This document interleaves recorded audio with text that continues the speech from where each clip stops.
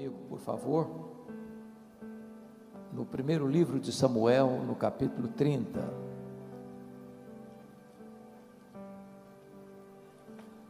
Primeiro livro de Samuel, capítulo 30.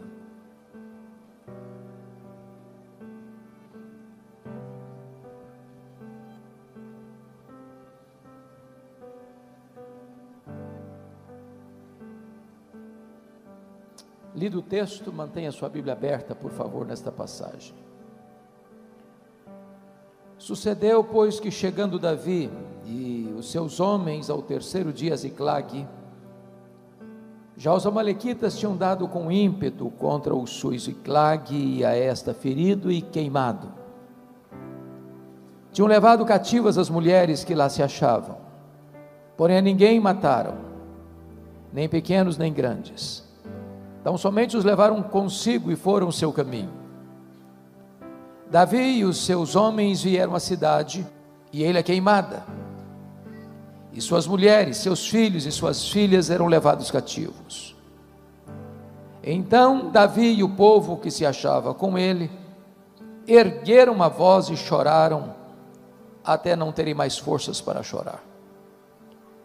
Também as duas mulheres de Davi foram levadas cativas, Ainoã, jezreelita, e Abigail, a viúva de Nabal, carmelita. Davi muito se angustiou, pois o povo falava de apedrejá-lo, porque todos estavam em amargura, cada um por causa de seus filhos e de suas filhas. Porém Davi se reanimou no Senhor seu Deus. Disse Davi a Abiatar, o sacerdote, filho de Aimeleque: traz-me aqui a estola sacerdotal. E Abiatar a trouxe a Davi. Então consultou Davi ao Senhor, dizendo: perseguirei eu o bando, alcançá-lo-ei? Respondeu-lhe o Senhor: persegue-o, porque de fato o alcançarás e tudo libertarás. Partiu, pois, Davi, ele e os 600 homens que com ele se achavam, e chegaram ao ribeiro de Besor, onde os retardatários ficaram. Davi, porém, e 400 homens continuaram a perseguição, pois que 200 ficaram atrás, por não poderem, de cansados que estavam, passar o ribeiro de Besor. Verso 18. Assim Davi salvou tudo quanto haviam tomado os amalequitas. Também salvou as suas duas mulheres. Não lhes faltou coisa alguma, nem pequena, nem grande, nem os filhos, nem as filhas, nem o despojo, nada do que lhes haviam tomado, tudo Davi tornou a trazer. Também tomou Davi todas as ovelhas e o gado, e o levaram diante de Davi, e diziam: este é o despojo de Davi. Amém.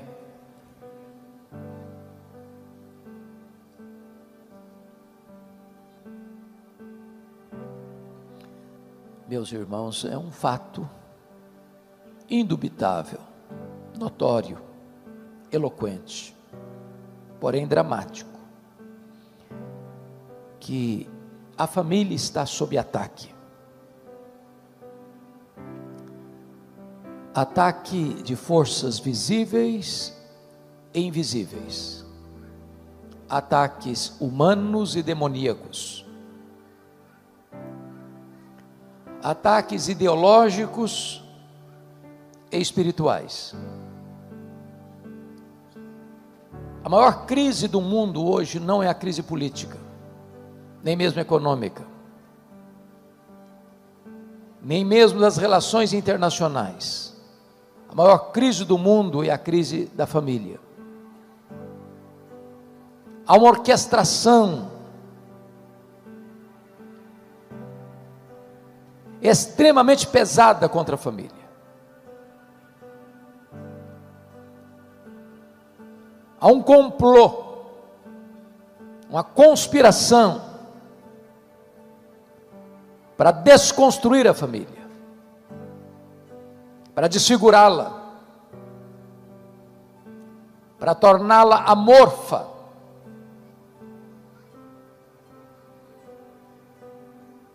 Porém, esse fato não é um fato novo. O texto que nós acabamos de ler ocorreu 1000 anos antes de Cristo. E esse texto retrata uma grande crise familiar. O sogro quer matar o genro. O sogro é o rei Saul. O genro é Davi, o sucessor do trono. O sogro está louco, insano, tomado por espíritos malignos, governado por ódio e ciúmes. E não há para onde mais Davi fugir. Cavernas, desertos, por todo lado, Saul o persegue com fúria assassina. Quando Davi não tem mais onde se esconder e se refugiar no território de Israel, ele busca asilo político fora de Israel, em território filisteu. E quis a providência que o rei filisteu, o rei Aquis, se agradasse de Davi, concedesse uma cidade refúgio para Davi, a cidade de Ziclag, ele e os seus 600 homens, com as suas respectivas famílias, e ainda mais, o constituiu em escudeiro pessoal. Agora, diz a Escritura, que o rei filisteu declara guerra contra Israel, e marcha com o seu exército, para enfrentar os soldados de Saul, e Davi vai à frente dele, como escudeiro. Quando, na jornada, os príncipes filisteus disseram para o rei Aquis: este homem é um guerreiro, e este homem é um israelita, e lá na sua terra ele tem grande fama, se ele se voltar contra nós, nos imporá uma derrota acachapante, despede-o, ele não pode estar conosco. A contragosto, o rei Aquis dispensou Davi. E então, quando Davi retorna para sua cidade refúgio, onde estavam suas famílias respectivas, ele e os seus 600 homens, ao chegarem, constatam que uma tragédia havia acontecido. Os terroristas do deserto, os amalequitas, tinham atacado a cidade de Ziclag, tinham ferido a cidade de Ziclag, tinham queimado a cidade de Ziclag, tinham levado embora os rebanhos, e cativos os filhos, as filhas e as mulheres. Quando Davi e os seus homens olham essa tragédia, que havia se desabado sobre as famílias deles, todos começam a chorar, a ponto de não terem mais forças para chorar. Os aliados de Davi, leais a Davi, em virtude da crise que se abatera sobre as suas famílias, se voltam contra Davi para apedrejá-lo. E Davi muito se angustiou. Entretanto, ele reanimou-se no Senhor seu Deus, e clamou a Deus em oração, e perguntou para Deus: perseguirei eu o bando, alcançá-lo-ei? E Deus respondeu para Davi: persegue o inimigo, Davi, porque tudo que ele tomou de você, você vai trazer de volta. E Davi foi, e Davi lutou, e Davi venceu, e Davi tomou tudo de volta: os rebanhos, as coisas grandes, pequenas, os filhos, as filhas, as mulheres, tudo Davi tornou a trazer de volta. Esse texto, irmãos, enseja-nos algumas lições que passo a discorrer. Em primeiro lugar, vamos ver como é que é o ataque deste inimigo, porque esse texto é uma figura de uma batalha muito maior, muito mais ampla, muito mais grave, de consequências muito mais danosas. Isso não é apenas uma narrativa que aconteceu há 3.000 anos, isso é um emblema do que está acontecendo agora com a família brasileira. Isso é um retrato do que a sociedade brasileira, e diria mundial, está enfrentando. Há um inimigo real, porém invisível, muitas vezes conhecido, mas maligno, que usa todo o seu arsenal, que emprega todas as suas armas para destruir a família, para desconstruir a família, para perturbar e confundir a família. E como é que é esse ataque? Então, com a Bíblia aberta comigo, por favor, vamos observar. Primeiro, este é um ataque implacável. Veja o versículo 1 comigo. Os amalequitas tinham dado com ímpeto contra o sul e Ziclag. Esta palavra ímpeto traz a ideia de que foi um ataque frontal, furioso, avassalador. O inimigo não está brincando. Ele não está nem mais escondendo as suas garras. É notório, é perceptível. Ele não chega para brincar, nem para divertir. Ele vem para destruir, para roubar, para matar. E há muitas pessoas que estão sendo destruídas. Há muitos casamentos desfeitos. Há muitos filhos perturbados. Há muitas famílias completamente feridas e machucadas. Há muitas pessoas com a esperança morta.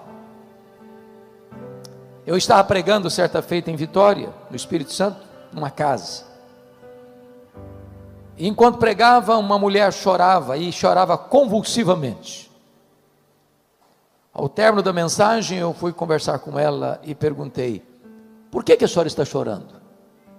Ela me respondeu assim: o diabo destruiu a minha vida. E eu perguntei: e o que é que a senhora quer dizer com isso? E ela me respondeu: eu tinha uma família, meu marido, meus 2 filhos, um bom emprego, um bom salário, um bom apartamento, mas não tinha paz na nossa casa, e trazia sombra, tristeza, quase que desespero para o nosso coração. E ela então me disse que certa noite ela acordou assustada, com o grito alucinado dos filhos.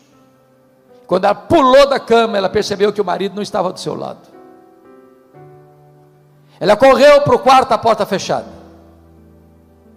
Ela bateu a porta não se abriu. Ela arrombou a porta e se deparou com um quadro horrível. O seu marido estava apunhalando os próprios filhos. E quando ela entrou no quarto, o marido enterrou o punhal sobre o seu próprio peito. Ela me disse: pastor, eu levei toda a minha família para o cemitério. O diabo destruiu a minha vida. Há muitas pessoas que, a não ser que Deus faça um milagre, estão arruinadas. O que me trouxe um certo consolo é que 20 anos depois, eu estava distribuindo um devocional chamado Cada Dia, que nós produzimos na Luz para o Caminho, pelas ruas de Vitória. E de repente eu estou distribuindo, uma mulher grita pelo meu nome, e eu olho e não a reconheço. E ela vem me dar um abraço e diz: pastor Hernandes, o senhor não está lembrado de mim? Eu falei: não estou não, eu sou aquela mulher cujo marido matou os próprios filhos e se matou. Falei: como é que está a sua vida? Ela disse: Jesus me salvou, Jesus me deu razão para viver diante da tragédia, Ele restaurou minha alma, bendito seja Deus. Mas notem comigo, no versículo 1 está escrito ainda, que os amalequitas tinham ferido e queimado a cidade. Você queima estruturas, você fere pessoas. Há aqui um prejuízo financeiro, há aqui um prejuízo pessoal. E sabe, amados, nós vivemos num mundo de muitas pessoas machucadas, com autoestima achatada, gente arrebentada emocionalmente, gente oprimida, sufocada, gente que sangra, não para fora, mas para dentro.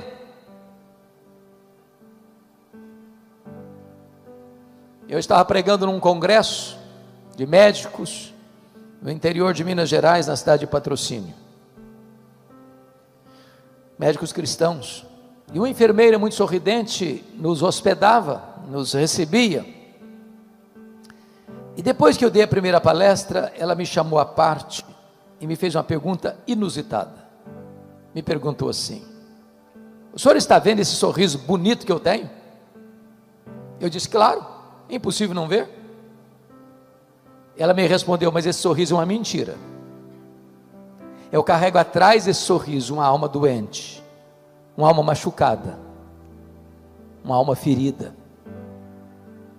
Há muitas pessoas que estão sorrindo, mas quando põem a cabeça no travesseiro, há uma dor, há uma culpa, há uma ferida emocional que ainda sangra. Nunca posso me esquecer o dia que um líder da nossa igreja me procurou e disse: pastor Hernandes, eu preciso de um favor. Eu falei: pois não. Ele me disse: o senhor não conhece a minha mãe. A minha mãe tem quase 80 anos, eu sou o filho mais velho. A minha mãe tem uma tristeza crônica, já levamos todo tipo de médico, já fez todo tipo de exame, já procurou todo tipo de analista, nada, ninguém resolve, nem ajuda a mudar esse cenário da tristeza crônica da minha mãe. O senhor podia ir lá orar com ela? Eu falei: eu vou. Quando eu cheguei naquela casa, aquela senhora estava sentada num sofá, com um olhar distante, com um semblante triste, e eu comecei a conversar com ela. Por providência de Deus, daqui a pouco ela pede a sua família para deixá-la sozinha comigo. E quando eu fiquei só com ela, ela olhou nos meus olhos e me disse assim: pastor Hernandes, eu sofro há 60 anos. E eu perguntei: o que houve? Ela me respondeu: eu traí o meu noivo, e ele nunca ficou sabendo. Eu me casei com ele, sou viúva já há muitos anos, mas aquele pecado está tão vivo na minha memória, como se eu tivesse pecado hoje de manhã. Tem 60 anos que eu vivo atormentada pelo chicote da culpa. Eu vivo numa prisão, numa masmorra. Eu confesso a vocês que eu chorei com aquela mulher, por perceber que o diabo havia mantido aquela mulher 60 anos num cárcere emocional. E eu falei para ela da graça de Deus, e eu falei para ela do sangue do Cordeiro que pode lavar e purificar. Eu falei da libertação que há no nome de Jesus. E naquele dia aquela mulher se rendeu ao Salvador, e o sorriso brotou no seu rosto depois de 60 anos. Eu tive o privilégio de discipulá-la e batizá-la. Tive o privilégio de desfrutar da sua convivência por 10 anos. Uma mulher feliz e alegre, mas que estava ferida pelo inimigo, pelo pecado, pela culpa. Mas notem comigo, que quando o inimigo vem, o alvo preferido do inimigo, meus amados irmãos, é atingir a família. Porque vejam vocês no verso 2, tinham levado cativas as mulheres que lá se achavam. No verso 3, está escrito: e suas mulheres, seus filhos e suas filhas eram levados cativos. Como é que um homem pode estar bem, sabendo que a sua mulher está prisioneira do inimigo? Como é que uma mulher pode estar bem, sabendo que o seu marido está prisioneiro nas mãos do inimigo? Como é que os pais podem dormir em paz, sabendo que os seus filhos estão nas mãos do inimigo?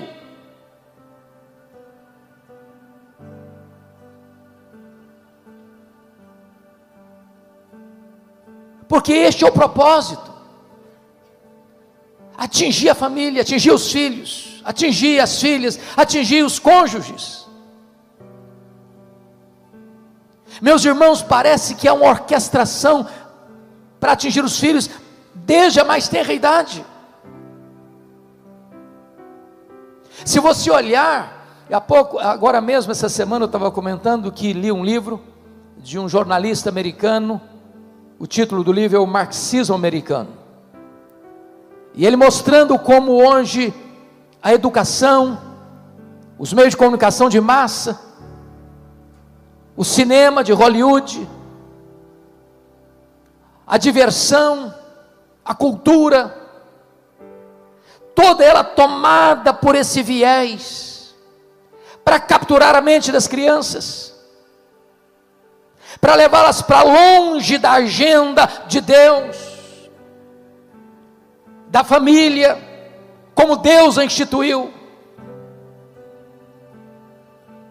Você pega os desenhos, os filmes, há uma enormidade de violência anormal, de uma brutalidade descomunal, de um alto índice de satanismo explícito, e de repente parece que há uma espécie de torpor espiritual, e a sociedade não está enxergando isso, não está vendo isso, que existe uma mente não só humana, mas maligna por trás, para destruir a instituição primeira que Deus estabeleceu, que é a base da igreja e a base da sociedade. Se destrói a família, você não tem igrejas fortes com famílias doentes, você não tem nação forte com famílias destruídas. Isso é um projeto suicida, atacar a família. Há muitas pessoas hoje prisioneiras, cativas, nas mãos do inimigo. Certa feita, uma pessoa da igreja, que lidava até com o ministério de louvor, me procurou e disse assim: pastor Hernandes, eu vim comunicar que eu estou deixando a igreja, deixando meu ministério, conheci outra mulher, e vou viver com ela, vou deixar minha mulher, minhas filhas. E eu falei, eu exortei, eu fiz de tudo que eu podia, usei todos os argumentos possíveis, mas caíram em ouvidos moucos, surdos, não adiantou, ele foi embora. A mulher com quem ele estava envolvido era mulher ligada à feitiçaria. Algumas vezes eu ia na sua casa fazer visita e via despachos aos demônios dentro da sua sala. Chegou a ponto de ir para cemitério à meia-noite fazer despacho aos demônios. E tudo que eu falava que aquele homem parecia que batia numa parede de pedra, de concreto, nada encontrava eco no seu coração. Até o dia que eu contei para ele uma história, uma experiência que eu vivi na África do Sul, a cultura dos Zulus. Na cultura Zulu, quando um rapaz começa a namorar com uma moça, ele dá um lenço branco para essa moça. Enquanto o namoro durar, a moça retém o lenço branco. Se o namoro terminar, ela precisa devolver o lenço branco para o rapaz. Se ela não devolver o lenço branco, é como se ela dissesse que está determinada a pertencer a ele, pronta para ele. E nós estávamos lá na missão Quassis Abantu, quando um fato aconteceu de um rapaz, ex-namorado, abusar da menina, que fora sua namorada. Os pais levaram o caso às autoridades, e as autoridades perguntaram para a moça assim: você devolveu o lenço branco? Ela disse não. Então não podemos fazer nada. Essa é a nossa cultura. E eu disse para aquele homem: você precisa devolver o lenço branco. Passaram-se algumas semanas, ele me liga, eu atendo o telefone e eu disse: pastor Hernandes, vem aqui na minha casa, venha correndo, eu estou pronto a devolver o lenço branco. E eu corri para lá. Quando eu cheguei, ele se assentou na minha frente, eu nunca vi, Nelson, algo parecido. Esse homem começa a tremer da cabeça aos pés, a roupa dele ficou molhada, ensopada. E eu perguntei: você está pronto a devolver o lenço branco? Ele respondeu: eu preciso. Eu disse: não, você põe uma caixa aqui, tudo que você tiver de feitiçaria dentro dessa casa, você bota aqui dentro dessa caixa. E ele começou a trazer aventais, correntes, patuais, velas, e aquela quinquilharia toda. Eu disse: agora nós vamos pegar essa caixa, nós vamos levar para o quintal, e eu vou jogar 1 litro de álcool em cima de tudo isso aqui, e nós vamos queimar essas coisas, como aconteceu na cidade de Éfeso, num símbolo de que você está rompendo com estas práticas de feitiçaria. E eu peguei 1 litro de álcool, ensopei tudo aquilo com álcool, e ele pegou o palito de fósforo, riscou, e não pegou fogo. Ele riscou de novo, não pegou fogo. E ele deu uma gargalhada cavernosa e disse: não vai pegar fogo. E eu respondi: vai pegar fogo em nome de Jesus, porque agora eu vou riscar o palito de fósforo. Quando eu risquei o palito de fósforo, o fogo pulou na caixa, e esse homem deu um grito desesperador e caiu desacordado aos meus pés. Eu clamei pelo nome de Jesus, e ele recobrou a sua consciência. E ao recobrar a sua consciência, o Senhor Jesus quebrantou o coração dele, e ele se volta arrependido para o Senhor, para restaurar a sua vida. Há pessoas prisioneiras que precisam ser libertas, mas notem comigo, em quarto lugar, irmãos, há um fato muito interessante aqui. Você pode conferir isso comigo no versículo de número 6. Davi muito se angustiou, pois o povo falava de apedrejá-lo, porque todos estavam em amargura, cada um por causa de seus filhos e de suas filhas. O ponto é o seguinte: o inimigo vem, o inimigo queima, o inimigo fere, o inimigo leva cativo, mas agora há uma outra artimanha. Os homens de Davi, ao verem a cena, em vez de se unirem para enfrentar o inimigo, eles estão brigando entre si.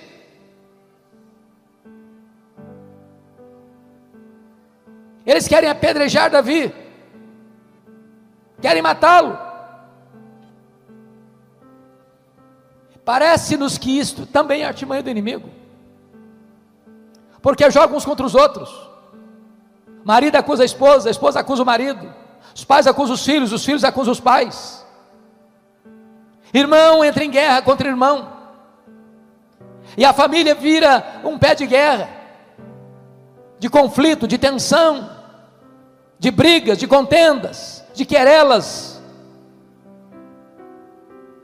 quando na verdade deveríamos todos nós entender a natureza dessa luta e nos unirmos para enfrentar o inimigo. Seu problema não é seu marido, seu problema não é sua mulher, seu problema não são seus filhos, seu problema não é seu sogro, sua sogra, seu problema não são seus cunhados, seu problema não são seus parentes, o seu problema não é o outro, o seu problema é espiritual. A nossa luta não é contra carne e sangue, mas contra principados e potestades, contra dominadores desse mundo tenebroso, contra forças espirituais do mal, das regiões celestes. Não adianta usar armas carnais, precisamos de armas poderosas em Deus, para destruir fortalezas e anular sofismas. Preste atenção na frase que eu vou lhe dizer. Quando nós transformamos amigos em inimigos, nós transformamos o inimigo em aliado. Então é hora de você parar de brigar com a pessoa que está debaixo do seu teto e começar a pedir graça para vocês se unirem para enfrentar o verdadeiro inimigo. Mas uma última coisa aqui nesse ataque que eu preciso descrever para entrar no segundo ponto da mensagem. Vá comigo para o verso 16. Nós não chegamos a lê-lo, mas vamos ler agora. E descendo guiou, e eis que estavam espalhados sobre toda a região, comendo, bebendo. e fazendo festa por todo aquele grande despojo que tomaram da terra dos filisteus e da terra de Judá.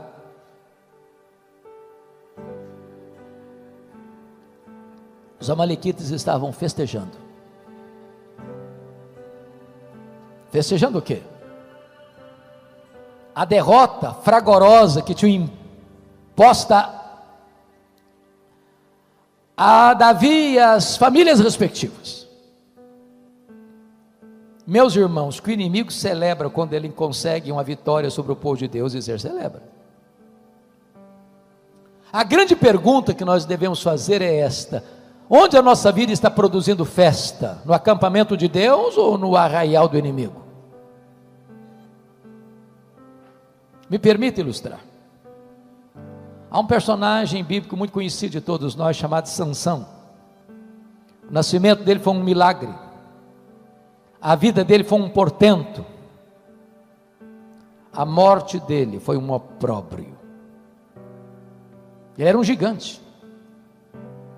Ele era imbatível. O único juiz de Israel que fez carreira solo. Sansão tinha uma força descomunal, mas um coração fraco. As fraquezas humanas o dominavam.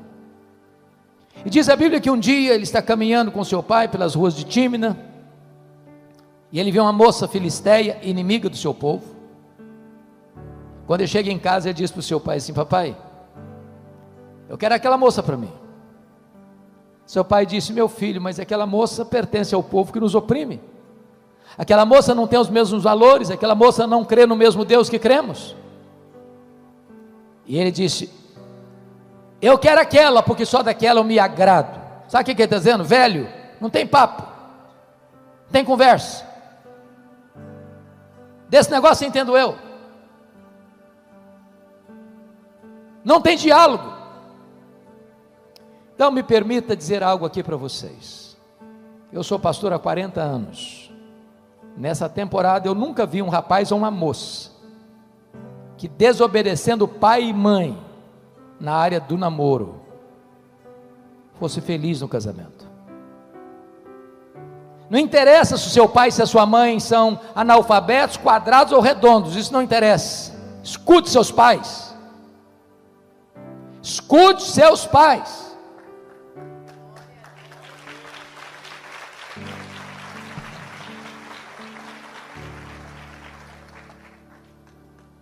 Me permita falar para os pais. Parece que há uma ideia de que pai e mãe não devem interferir em namoro de filhos. Isso é balela. Tem hora que pai e mãe precisam estar com a antena ligada. Porque tem namoro, irmãos, que traz prejuízo. Começou a namorar, já não conversa com mais ninguém. Já vive num canto. Quando recebe um telefonema, quando termina o telefonema, está chorando. Então dá na hora de você, pai e mãe, falou: minha filha, para com isso, meu filho, para com isso. Filho não, mas casamento ruim mata.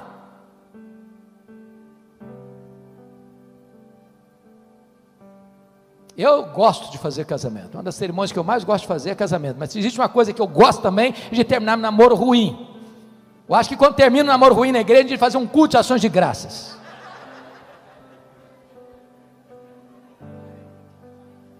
Diz a Bíblia que Sansão vai para a casa dessa moça, e aí um leão novo sai em cima dele. Diz a Bíblia, ele pega o leão novo e rasga-o, como rasga um cabrito, e jogou do lado de fora da estrada. Quando eu leio esse texto eu dou risada, sabe por quê? Eu não consigo rasgar um coelho, quanto mais um leão. No dia do casamento, eu acho que de gravatinha borboleta, de fraque, caminhando por lá, lembrou do leão, deu uma desviada do caminho, deixou o pai e a mãe na frente. Tinha um enxame de abelhas na caveira do leão morto. Ele enfia a mão lá dentro, pega um favo de mel, começa a chupar, ainda dá para o pai. Ele era nazireu, consagrado a Deus. Um nazireu não podia fazer 3 coisas: não podia tocar em cadáver, não podia beber bebida forte, beber vinho, bebida alcoólica, não podia cortar o cabelo. Quando ele pega aquele favo de mel Ele está quebrando um voto de nazereado. Ele não podia tocar em cadáver. Ele está procurando doçura no que está podre. Tem muita gente buscando doçura no que está podre. E diz a Bíblia que ele vai para o casamento, propõe um enigma, e mais, ele dá uma festa de arromba, porque não queria ser diferente dos moços da sua época.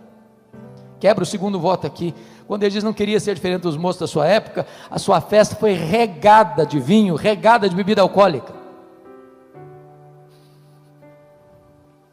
Me permita uma nota de rodapé aqui? Eu tenho rodado pelo Brasil, irmãos, e tenho escutado os pastores nos lamentos de tristeza. As festas de casamento dos crentes hoje, com algumas exceções, têm se transformado numa vergonha. Uma vergonha. Pastor celebra o casamento na igreja, um culto maravilhoso, uma música santa, uma mensagem de Deus, e depois vai para um rico cerimonial e lá o pau quebra. A música é outra. As luzes se acendem como uma boate, o povo de Deus bêbado cai na pista de dança e volta para casa com as pernas trôpegas. E tem gente que diz, pastor, mas nós temos alguns convidados muito importantes, se não tiver vinho, não é cervejinha, vai ser muito constrangedor. Meus amados irmãos, é possível fazer uma festa bomba sem uma gota de álcool?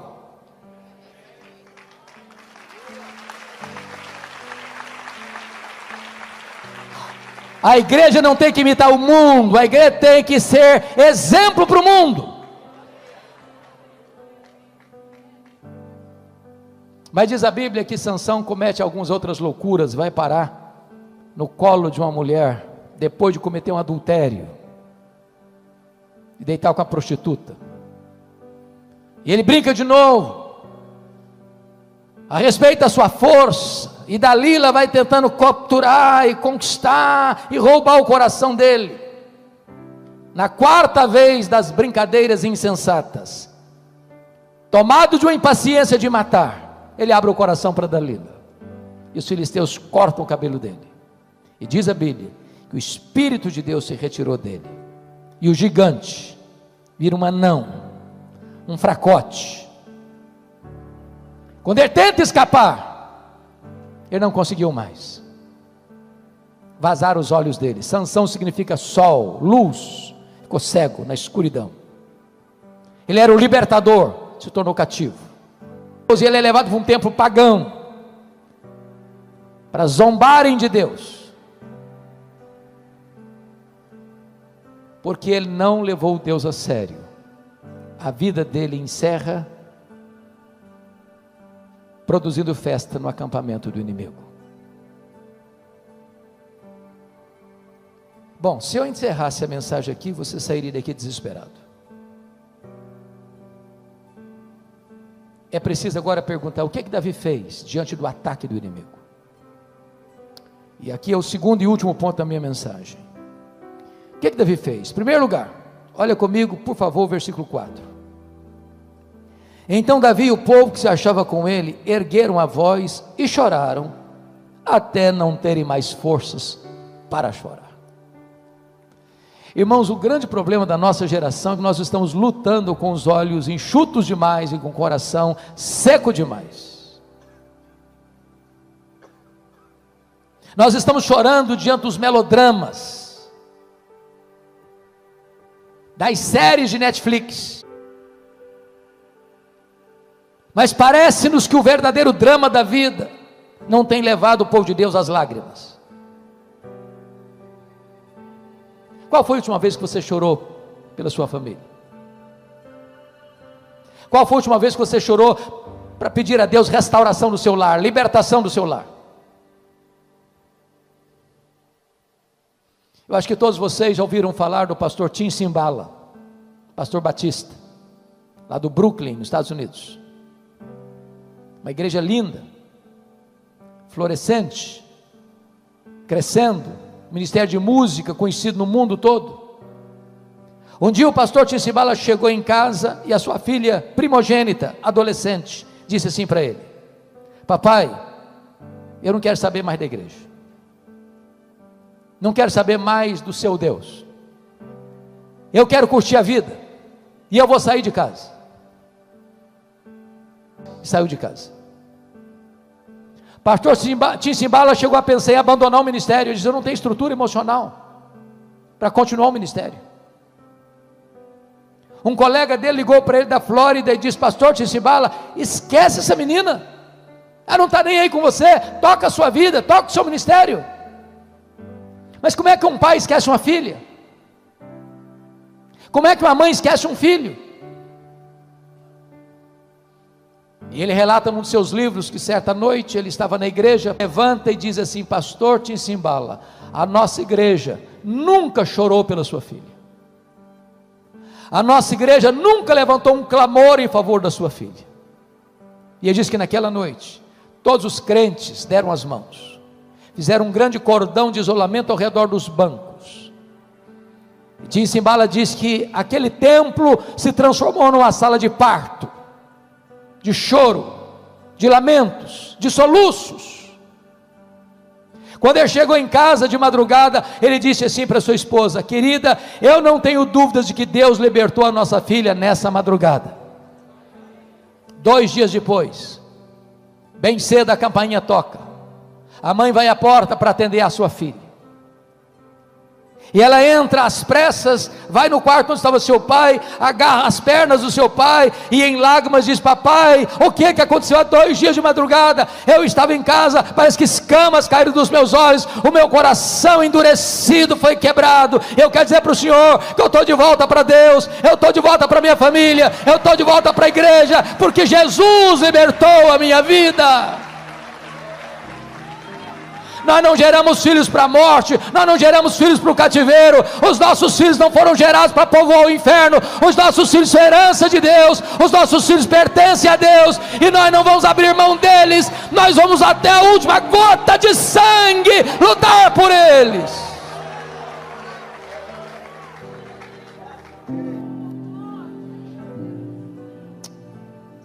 Mas diz a Bíblia que Davi fez uma segunda coisa. Olha comigo, por favor, o versículo 6, na parte B. Quando os homens de Davi querem apedrejá-lo e matá-lo, está escrito: porém, Davi se reanimou no Senhor seu Deus. Irmãos, quando eu leio esse texto, sabe qual é a sensação que eu sinto? Pastor Davi, de eu ser o pastor de uma igreja de 600 membros. De repente eu olho para os membros da igreja, não tem nenhum a meu favor, todos os 600 estão querendo me matar. Eu não sei se eu teria estrutura emocional para enfrentar isso, mas está escrito: porém, aleluia, porém, Davi se reanimou no Senhor seu Deus. Ele não se reanimou porque ele era forte, ele não se reanimou porque tinha muita gente do lado dele, ele não se reanimou porque o inimigo era fraco, ele não se reanimou porque ele tinha uma estratégia, ele não se reanimou porque ele tinha condições de enfrentar e vencer o inimigo. Ele se reanimou no Senhor seu Deus. Sabe o que significa para nós, irmãos? Não tem situação tão medonha que Deus não possa reverter. Não há quadro tão sombrio que Deus não possa virar a mesa e virar o jogo em nosso favor.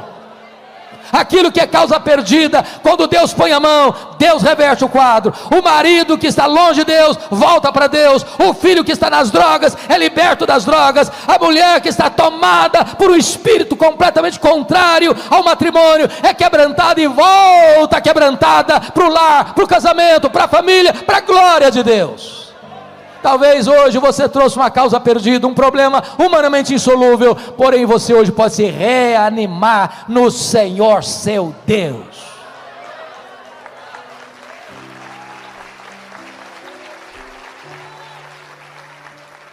Terceira coisa que Davi fez, confira comigo, por favor.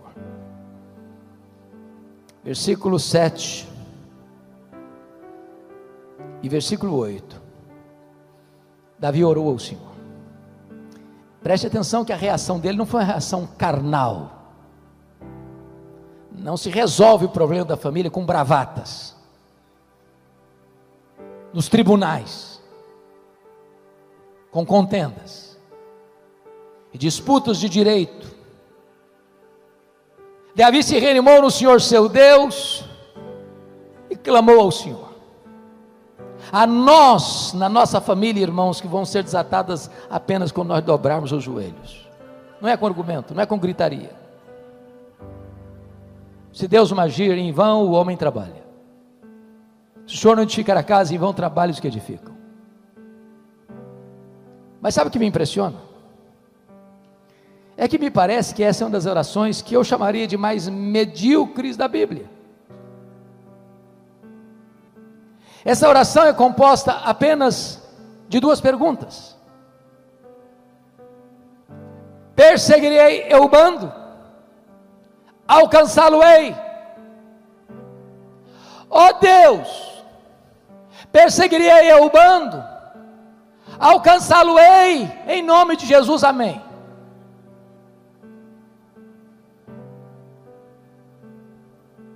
Trocando em miúdos, o que ele está perguntando? Está dizendo o seguinte: Deus, eu estou levando de goleada do inimigo, eu vou aceitar passivamente a decretação da derrota, ou eu vou reagir? É isso que ele está orando. Porque tem muita gente que já jogou a toalha. Tem muita gente que diz: não, pastor, não tem mais jeito não, o senhor não conhece não, se eu contar a minha história para o senhor, até pedra chora. Dá não. Meu casamento já acabou há muito tempo. Não tem saída para mim. Nessa pandemia, então, meus irmãos, o que está acontecendo de separação conjugal, uma loucura. Loucura. Tiveram que conviver mais do que estavam acostumados a conviver. E se você acha que não tem saída, comece a conversar com aquele que tem solução para as causas perdidas. Para Deus não há impossíveis. Para Deus não tem causa perdida. Para Deus não tem problema sem solução. Para Deus não tem casamento sem restauração. Algum tempo uma mulher me procurou, mulher da igreja, crente. Falei: pastor, eu vim comunicar ao senhor que eu estou me separando. Falei: mesmo? Como é que é o negócio? Estou me separando. Está claro para você botar legenda? E eu perguntei: mas você está separando por quê, minha filha? Ela me respondeu assim: secou. Está claro? Secou. Falei: secou? Uai, mas se secou, tem esperança. O senhor está louco? Tem esperança. Você não leu na Bíblia lá que a vara seca de Arão floresceu? Pois Jesus faz florescer o que está seco. Falei: pastor, o senhor está perdendo o juízo. Eu estou falando para o senhor que morreu. Entendeu agora? Morreu tudo aqui, morreu, acabou. Morreu? Uai, mas se morreu, tem esperança. Você não leu na Bíblia lá que Jesus ressuscita os mortos? Pois é, ressuscita o que está morto no seu coração. Falou: pastor, o senhor não está entendendo é nada. Eu estou falando para o senhor que acabou de tudo. Acabou, não tem mais nada não. Acabou. Falei: acabou? Ué, mas então tem esperança. Você não leu na Bíblia que Jesus e Deus chama a existência as coisas que não existem? Pois Ele pode chamar a existência o que não tem mais aí. Você não vai divorciar não. Você vai orar comigo uma semana, depois você volta aqui. Depois de uma semana a mulher voltou. Falou: pastor, acabou a vontade de divorciar. Jesus está plantando um novo sonho no meu coração. Com Deus tem esperança. Clame aos céus e o Senhor te responderá. Agora deixa eu lhe dizer algo. O que Deus promete para você é vitória e não ausência de luta. O que Deus promete para você é chegada certa e não caminhada fácil. Porque dos 600 homens 200 ficaram para trás, de cansados que estavam. Mas se você tem a promessa da vitória, você não vai desistir. Você não vai aceitar nada menos do que a vitória completa de Deus na sua vida, no seu casamento, na vida de seus filhos, na sua família. Por isso o texto diz que Davi foi, Davi lutou, Davi venceu. Davi tornou a trazer tudo de volta, as coisas grandes, as coisas pequenas, os filhos, as filhas, as mulheres. Nada do que os amalequitas haviam tomado, tudo Davi tornou a trazer de volta. A pergunta que eu faço a você nesta noite é: o que é que um dia você já teve que foi tirado de você? A harmonia do seu casamento? O romantismo do seu casamento? As palavras meigas de elogio um ao outro? Sua vida devocional? Seu deleite em Deus? O que foi perdido? O que foi tomado de você? Tome de volta.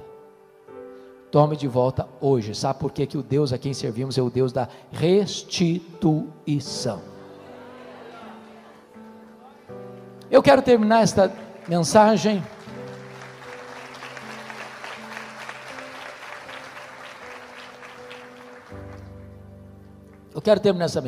remetendo vocês ao livro de Êxodo, porque é o livro da batalha espiritual da Bíblia.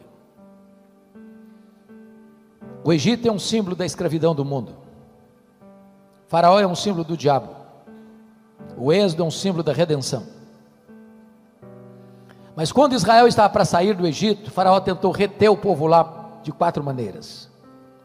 A primeira maneira de Faraó tentar reter o povo está lá em Êxodo 8, 25. Não precisa ir embora, adore a Deus aqui no Egito mesmo. Você quer ser crente? Tudo bem, não precisa mudar de vida. Você mentia, continua mentindo. Você era desonesto, continua sendo desonesto. Você passava a perna nos outros, nos seus negócios, continua passando. Você é crente agora. Moisés não aceitou essa proposta. Egito é lugar de escravidão e nós vamos sair daqui. Aqui não é nosso lugar. Canaã é o nosso destino. Aí o faraó partiu para a segunda proposta, capítulo 8, versículo 28. Tá bom, vocês podem ir embora, mas não vá muito longe não. Fica aqui na vizinhança, vão ser bons vizinhos. Quando você se sentir saudade do Egito, faz um turismo por aqui. Em outras palavras, não vá com muita sede ao pote não. Vá para a igreja, frequenta a igreja, seja membro da igreja. Mas também não fica um crente muito radical não. Curta o melhor da vida. Aproveite os melhores do que o mundo tem para lhe oferecer também. Viva na igreja e no mundo ao mesmo tempo. Tenha um coração dividido. Dê a metade para Deus, outra metade para o Egito. Moisés diz: não, essa não é a proposta, nós vamos embora. Nós vamos embora.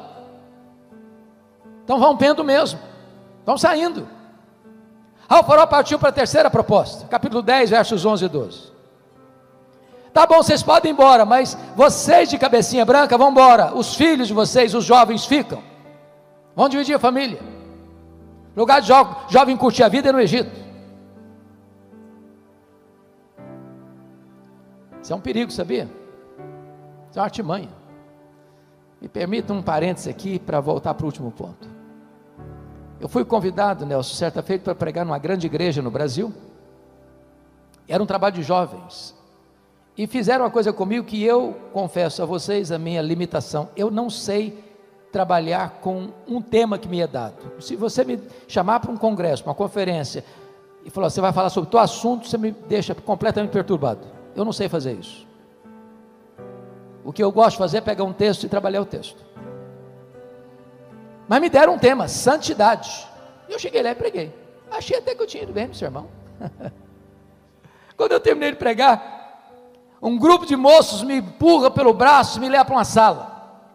E um jovem, era o líder deles, botou o dedo no meu nariz e diz: o senhor é um homem petulante, o senhor é um homem retrógrado.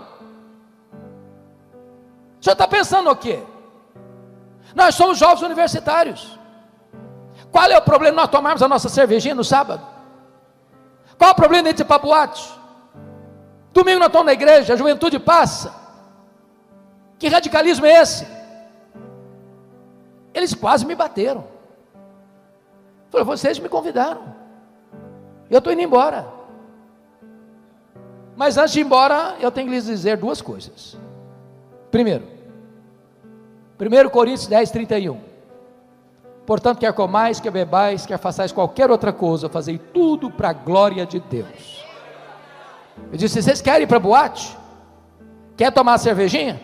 Pode ir. Certifique-se, entretanto, se vocês estão fazendo para a glória de Deus. Se estão fazendo para a glória de Deus, vai fundo. Eu duvido que consigam. Segunda coisa, Colossenses 3,17. E tudo que fizerdes, seja em palavra, seja em ação, fazer em nome do Senhor Jesus, dando por isso graças a Deus Pai. Então, da próxima vez que for para a boate, você tem que dizer assim, eu estou aqui em nome de Jesus, e glória a Deus que eu estou enchendo a cara aqui. Se conseguirem, vão em frente, e até logo, e fui embora. Fui embora. O que eu nunca podia imaginar, sabe, tem uma amnésia na cabeça do pastor. 10 anos depois eu recebi um convite para a mesma igreja. Eu não sei que loucura que eu fiz, que eu não percebi isso. E chego na igreja e tomo um susto. Aí chega uma senhora e me faz a pergunta mais inadequada a fazer a um pastor. Nunca faça essa pergunta a um pastor. O senhor se lembra de mim? Essa pergunta é horrorosa. Constrange a gente. Eu olhei, tornei a olhar, olhei de novo, minha irmã, só me perdoa, mas não estou lembrado não. Pois eu sou a mãe daquele rapaz que botou o dedo no seu nariz. Pronto, falei, agora, não apanhei do filho 10 anos passados, vou apanhar da mãe agora. Falei, o que aconteceu com seu filho? Ela me disse, pastor, naquele dia que o senhor confrontou meu filho, Deus mudou a história dele. De lá para cá, o meu filho é um outro homem. É um homem de Deus, cheio do Espírito Santo de Deus. Eu quero dizer para você, rapaz, você moça, que o lugar de curtir a vida é na presença de Deus, é na casa de Deus, porque só na presença de Deus tem plenitude de alegria e delícias perpetuamente. Mas aí o Faraó partiu para a última proposta. Está lá no capítulo 10, versículos 24 a 26. Tá bom, vocês podem ir embora, mas os rebanhos ficam. Vocês servem a Deus, e o dinheiro de vocês serve ao Egito. Os rebanhos ficam no Egito. Meus irmãos, tem muito crente cujo bolso ainda não foi convertido. Parece ter uma jararaca no bolso. E me permita dizer isso, seu bolso ainda não foi convertido, seu coração também ainda não foi. Porque é o Senhor quem disse, onde estiver o teu tesouro, aí estará o teu coração. Mas a resposta de Moisés foi lapidar. Você quer os rebanhos, Faraó? Então escute isso, nem uma unha ficará no Egito, nem uma unha. Até hoje eu não sei muito bem para que serve uma unha. Mas sabe o que Moisés está? Tudo que Deus nos deu, tudo que é nosso, nós vamos levar para adorar a Deus. Nada vai ficar no Egito. Tome de volta tudo que Deus lhe deu. Não deixe nada nas mãos do inimigo. Que Deus nos ajude. Que Deus abençoe cada família aqui nesta noite. Amém.